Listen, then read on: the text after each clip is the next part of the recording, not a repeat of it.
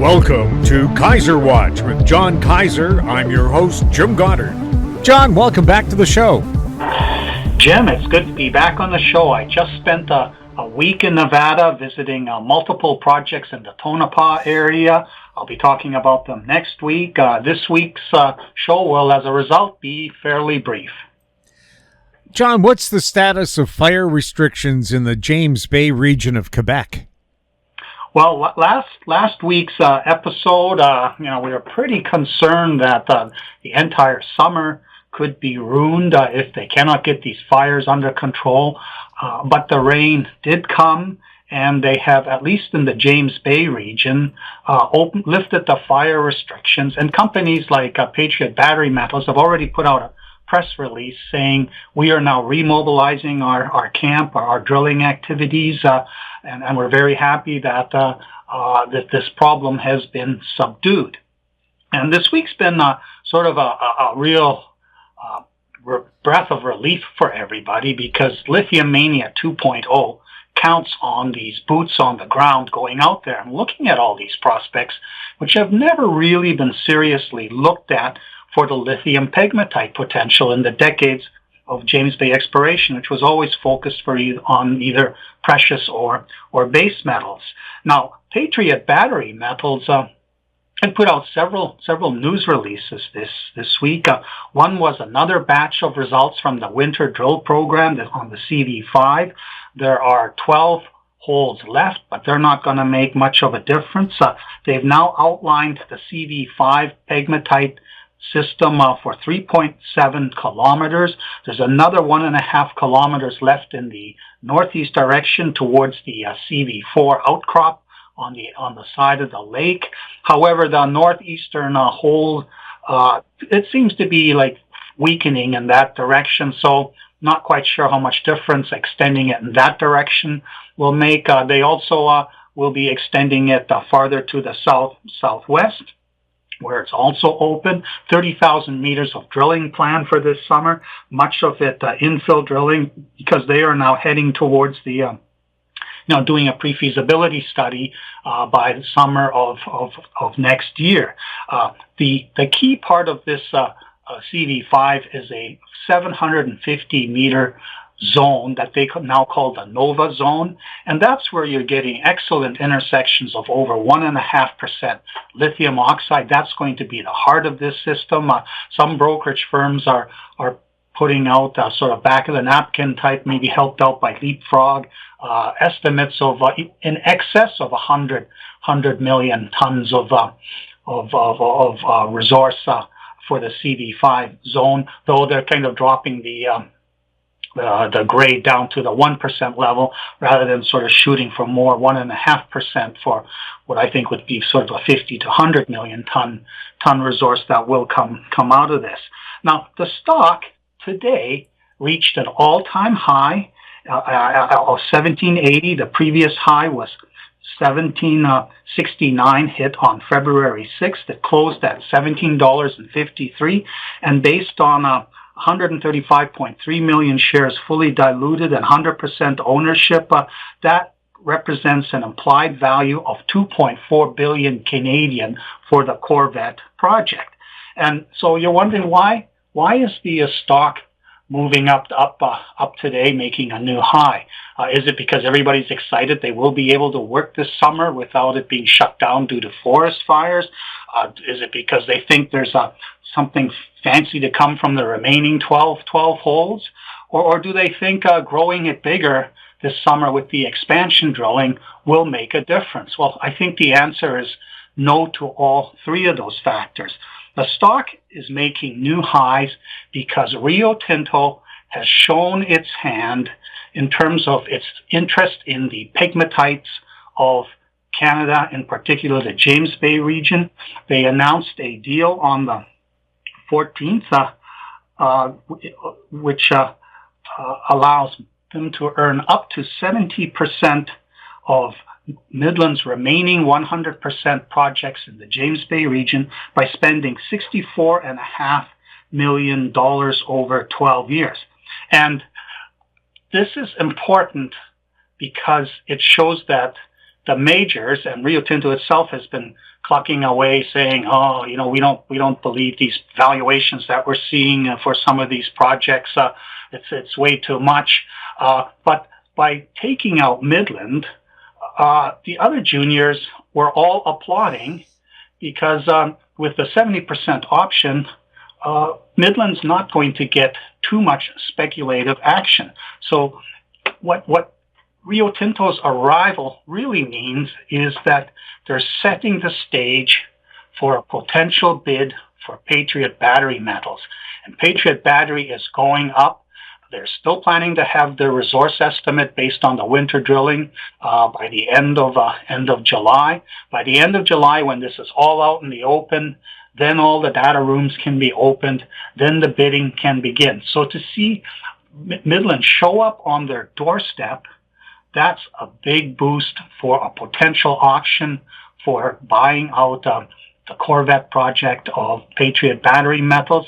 And the juniors that still own 100% are happy because Midland had an excellent land position that it still owned 100%. And when Lithium Mania 2.0 really kicks in, which is when a bid is made for Patriot battery metals, then you will see the speculators come in from the sidelines, and they're going to go for the 100 companies that still own 100% projects for which they do have boots on the ground mobilized for the 2023 summer season.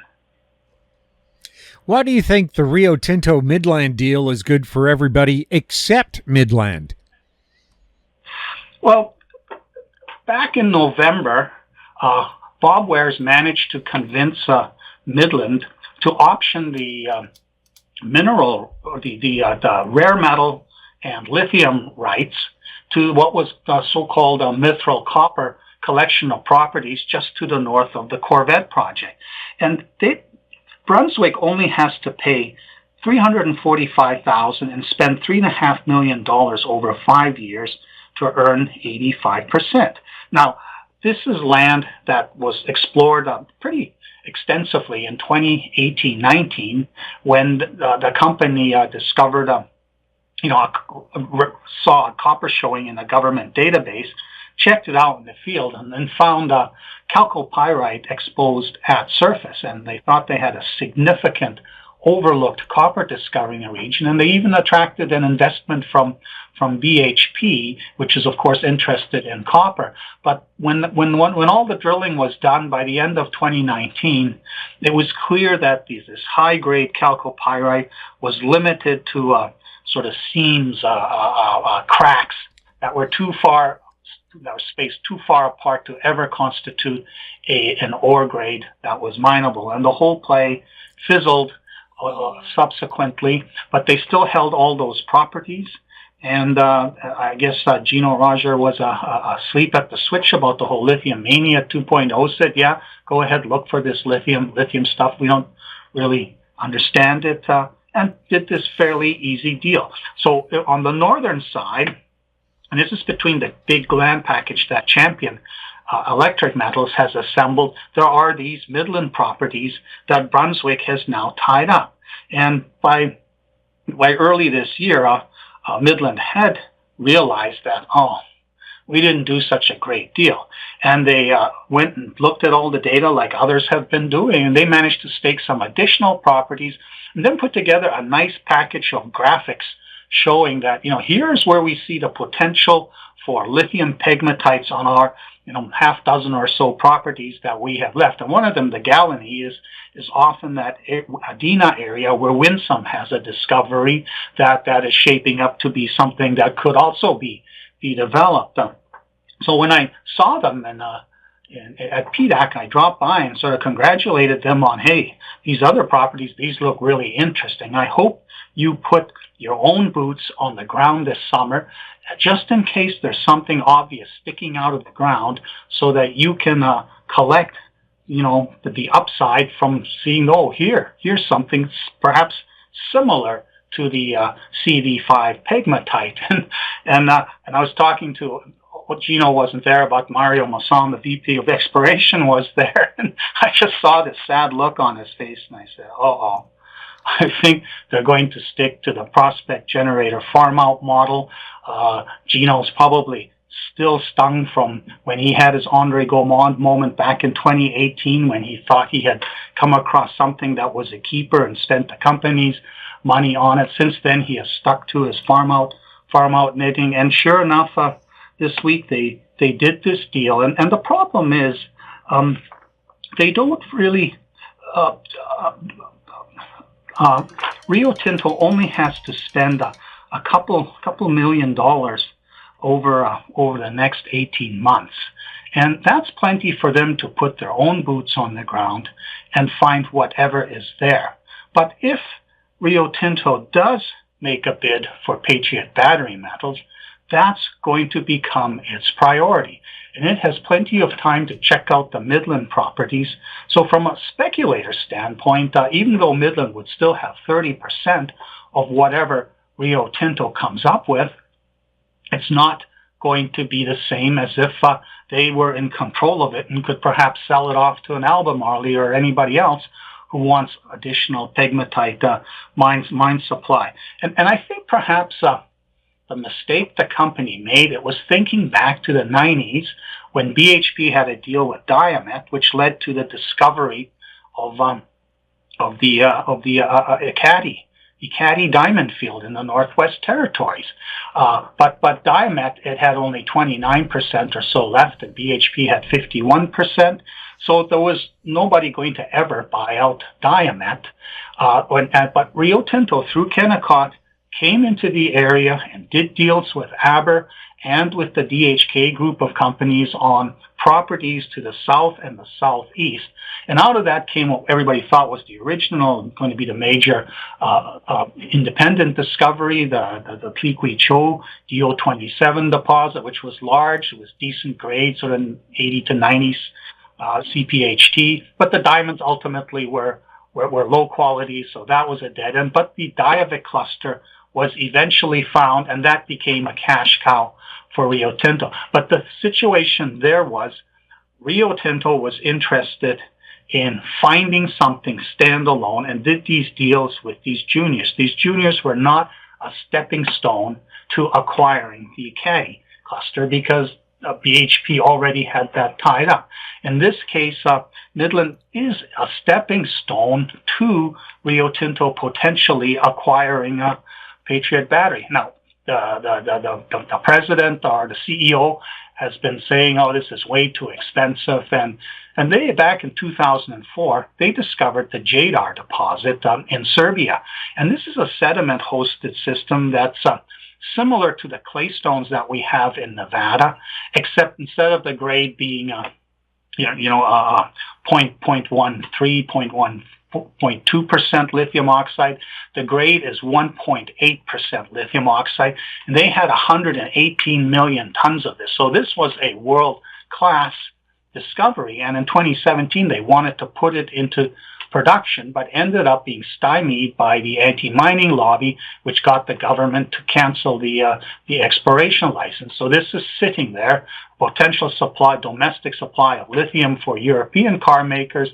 that's going nowhere because it's in an area that's pretty farm type area, agricultural, quite pretty looking, and obviously when you strip mine these large areas, it's not going to look so pretty, at least not during the mining phase. So that is stalled. But in late 2021, Rio Tinto made clear that it believed that the lithium market is going to be huge. And, I've taken the numbers from the International Energy Agency, and where they say a 600% expansion is needed by 2030. That would make it $100 to $200 billion a year market. Rio Tinto itself said we need 60 Jadar equivalents by 2035 to meet the EV projections to meet the net zero emission goals. So internally, Rio Tinto is already committed to lithium. Groups like BHP are still sitting on the fence thinking this is a passing fad. That's not going to be a big deal. But with Rio Tinto now stepping into the James Bay region. In terms of Australia, they managed to let Greenbushes slip past them, and all the big fields there are now owned by the juniors, which grabbed them back in that 2015-17 period. And these companies now have $15 billion plus valuations and are producing, and they're not really buyout targets for Rio Tinto unless it really wants to get aggressive.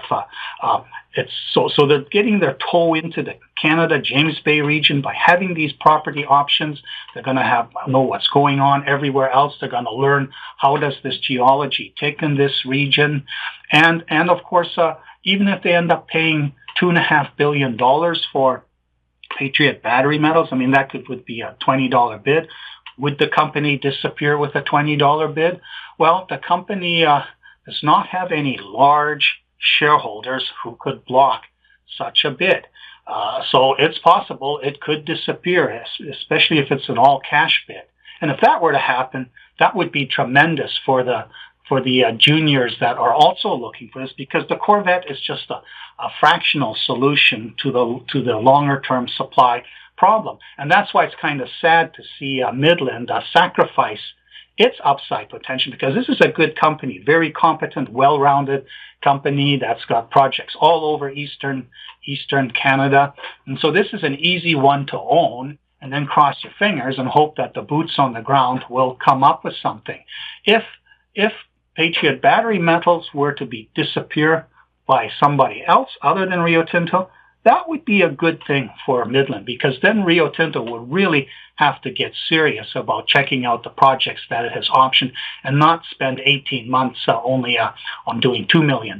It would be much more aggressive about the exploration. So I don't think it's the way it is now. It's a good deal for Patriot battery metals and all the other juniors, because it shows that a major who's already involved in lithium continues to be interested in it and is now looking at Canadian lithium pegmatite hard rock sources as part of its future mining portfolio. How significant is this week's news from Brunswick about its Mirage project? This is, I think, a very significant development. Now, the Mirage project is also in that sort of northern half of the James Bay region. It's much farther east than the Corvette trend and the Adina project, but it's a little bit farther south. And it's an old project from decades ago, where a prospector found a spodumene-bearing boulder, but nobody ever cared. And Bob Wares got wind of this and saw that Jack Stocks Globex owned claims in the area, and so Brunswick first staked whatever was open in this area that they could tell from the satellite imagery had potential, and also based on the geological context.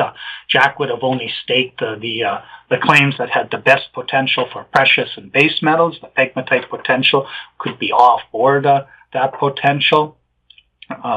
And so they managed to get boots on the ground several days before the forest access ban was imposed. And during that period, they found where the boulder was that the prospector had reported, and they managed to trace a sort of a band of boulders. One of them 6 by 5 meters in size, along an up ice trend of 1.7 kilometers. Although they show pictures of one of them sort of sticking out of the ground, it is clear that this is not outcropping system. They appear to have been transported. And what this might mean is there is up ice, perhaps a pegmatite that's oriented in the same direction as the ice direction, which is why there would be this long, narrow train of boulders that do have spodumene up to 50 centimeters in width. So this is a serious pegmatite that this came from. And if you have this many boulders along such a trend, there could be a very substantial source up ice. And they have 18 kilometers of land in that up ice direction, and if it came from farther than that, then it would be kind of a miracle if this sort of 1.7 kilometer segment of it managed to roll that far away from the source. But And another possibility is that maybe these aren't transported much at all. They're described as subangular, and some are sort of rounded. But these are like granites in that when they're exposed, they exfoliate. They end up getting this rounded look from the weathering, from the temperature change between seasons. So it may start off as a sharp-looking chunk of granite-like material, but eventually it ends up just flaking and getting a rounded shape.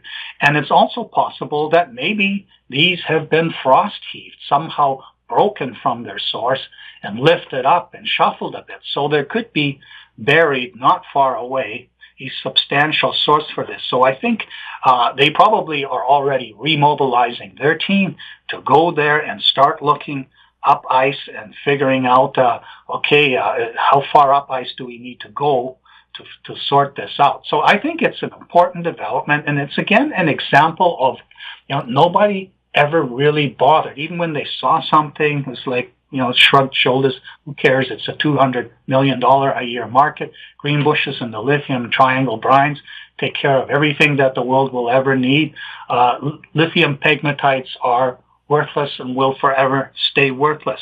So the lifting of the fire restrictions and the news that in the 2 days before they got chased out of that region, they managed to document this 20 of these boulders along a 1.7 kilometer stretch.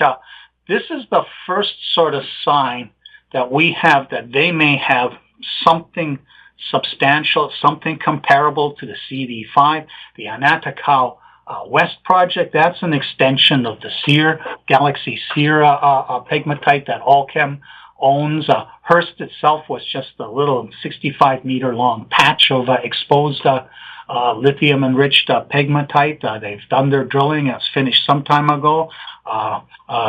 Bad news travels by Pony Express. I'm not expecting that to have amounted to anything significant, but the Mirage showing, even though they have not yet located the source, this is the most promising development yet for Brunswick. And because they have all these other projects out there, they're going to be repeating this process over and over again, and who knows what other projects in the James Bay region, as well as in Atlantic Canada, Manitoba, and Ontario, and even Saskatchewan, where they will come across something that's just a jaw-dropper in terms of visible spodumene and apparent size of a pegmatite body that could, even if you have 10 million ton deposit, that itself is good enough to develop as an open pit mine if it's running the equivalent of 8 to 9 grams per ton, which is what 1% lithium oxide is at $10 a pound lithium carbonate. So definitely the Mirage news, in my view, is a positive development for Brunswick. John, thank you so much for the update. You're welcome, Jim. I'm Jim Goddard. Comments made on Kaiser Watch are an expression of opinion only and should not be construed in any manner whatsoever as a recommendation to buy or sell any financial instrument at any time. Archived online at kaiserresearch.com.